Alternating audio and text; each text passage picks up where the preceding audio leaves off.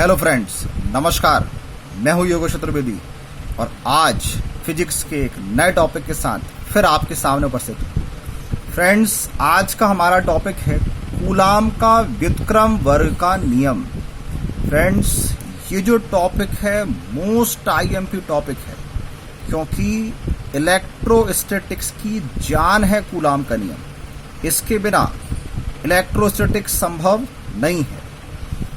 अब इस नियम को पढ़ने से पहले हम इसके बारे में कुछ खास बातें जान लें। पहली कि ये जो नियम है वो दो स्थिर आवेशों के मध्य लगने वाले बल का मान ज्ञात कर रहा है। मतलब इस नियम से हम ज्ञात क्या करेंगे, तो दो स्थिर आवेशों के मध्य लगने वाले बल का मान।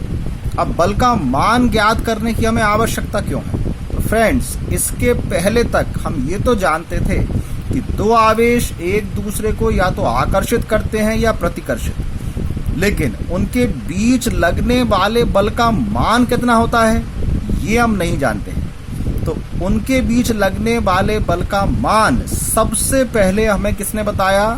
कूलाम नाम के वैज्ञानिक ने, इस नियम के द्वारा। तो आइए इस नियम को देखते हैं। फ्रेंड्स, इस नियम में कुछ ऐसे शब्द हैं जो आपके लिए बिल्कुल नए हैं। पहले मैं एक बार नियम पूरा बता रहा हूं, फिर उन शब्दों को हम दोबारा समझेंगे।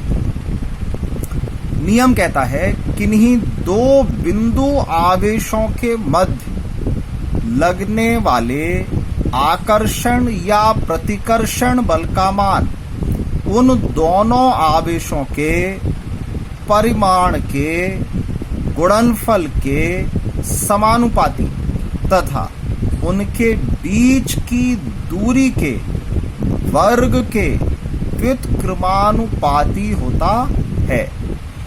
एवं अब चूंकि बल सदिश राशि है, दिशा भी चाहिए, तो बल की दिशा दोनों बिंदु आवेशों को मिलाने वाली रेखा के अनुदिश होती है। चलिए फ्रेंड, देखते हैं अब इसमें क्या चीज नहीं थी। सबसे पहले आए थे यहाँ दो बिंदु आवेश। ये बिंदु आवेश क्या है? तो फ्रेंड्स, आवेश किसी न किसी वस्तु पर होगा, तो जो भी वस्तु होगी उसका अपना आकार होगा। हो सकता है वो बिल्कुल बिंदु जैसी है, हो सकता है बिंदु जैसी नहीं भी है वस्तु। तो फिर हम बिंदु आवेश किसको बोलेंगे? तो हम जिन दो वस्तुओं को ले रहे हैं, यदि उनके बीच की दूरी उनके आकार की तुलना में काफी ज्यादा है, बहुत ज्यादा है, तो वो दोनों वस्तुएं बिंदु वस्तुएं कहलाती हैं। तो उन पर जो आवेश हैं वो बिंदु आवेश कहलाए। तो इसका एक ये भी अर्थ निकल रहा है कि बहुत ज्यादा दूरी है तब भी ये बल काम करते हैं। मतलब ये कोई शॉर्ट रेंज फोर्स नहीं है, ये तो किलोमीटर की रेंज तक चलता है। अच्छा, आगे देखें। फिर आया आकर्षण या प्रतिकर्षण। फ्रेंड्स, आवेशों के बीच जो बल हैं वो दोनों प्रकार के हो सकते हैं। तो इस नियम से ऐसा नहीं है कि हम केवल आकर्षण वाले ही बल का मान निकालेंगे या केवल प्रतिकर्षण, नहीं, हम दोनों प्रकार के बल का मान इससे ज्ञात कर सकते हैं। फिर आता है आवेशों के परिमाण। परिमाण का मतलब ये है फ्रेंड्स, जो आवेश हैं वो पॉजिटिव भी हैं और नेगेटिव भी हैं, दोनों प्रकार के हो सकते हैं। लेकिन इस नियम में हमने केवल क्या लिया है? उनका परिमाण। परिमाण का मतलब होता है मैग्नीट्यूड, केवल संख्या, चिन्ह नहीं लिया है। तो यदि नेगेटिव चार्ज भी होगा तब भी उसकी वैल्यू पॉजिटिव ही ली जाएगी। अब समानुपाती और व्युत्क्रमानुपाती, ये तो आप जानते ही हैं। समानुपाती मतलब आमने सामने रखे जाएंगे, एक का बढ़ना दूसरे का भी बढ़ना। और व्युत्क्रमानुपाती मतलब ऊपर नीचे लिखे जाते हैं, एक बढ़ता है दूसरा घटता है।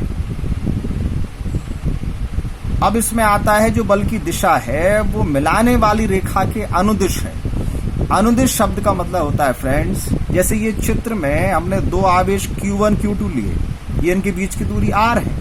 तो अब अगर Q1 Q2 पर बल लगाएगा तो इसकी दिशा या तो Q1 से Q2 की ओर होगी या Q2 से Q1 की ओर। लेकिन दोनों ही स्थितियों में इसी रेखा की अनुदिश होगी जो इनको मिला रही है। तो अनुदिश का मतलब रेखा की दिशा में होती है। चलिए फ्रेंड्स आगे बढ़ते हैं। तो आपने दो आवेश मान लिए Q1 और Q2 जो इसका परिमाण है। यहाँ -Q1 और -Q2 भी हो सकता था, लेकिन हमें चूंकि नियम में परिमाण लेना है इसलिए हमने उनका भी मैग्नीट्यूड लिया है, इसलिए दोनों पॉजिटिव लिए। बीच की दूरी r ली गई है। अब नियम कहता है जो इनके बीच लगने वाला बल है वो इन दोनों के परिमाण के गुणनफल मतलब इनका इंटू कर लीजिए तो Q1 Q2 के समानुपाती है। ये आमने सामने लिख दिए।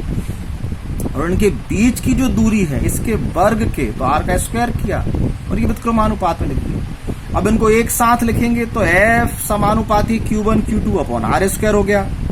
ये समानुपात हम बराबर में चेंज करेंगे तो एक नियतांक लाना पड़ेगा। तो यहां हमने एक कांस्टेंट लिया है a, ये समानुपाती नियतांक है। अब चूंकि ये जो बल है वो स्थिर आवेश के बीच लग रहा था इसलिए इस बल को स्थिर वैद्युत बल भी कहते हैं, इसलिए इस नियतांक को स्थिर वैद्युत नियतांक भी कहा जाता है। अब ये जो कांस्टेंट है इसकी भी अपनी विशेषता है। कैसी विशेषता है कि ये कांस्टेंट की जो वैल्यू है वो आवेशों के बीच का माध्यम बदलने से बदल जाती है। मतलब यदि इन दोनों के बीच में वायु होगी, यदि इन दोनों के बीच में जल हुआ, यदि इन दोनों के बीच में इसके अलावा कोई और गैस हो गई तो क्या इन दोनों के बीच का बल बदल जाएगा? आंसर है हाँ, बल बदल जाएगा। तो यदि दोनों के बीच का बल बदल जाएगा तो इस A का मान भी बदल जाएगा। ये जो A है वो बीच के माध्यम पर निर्भर करता है।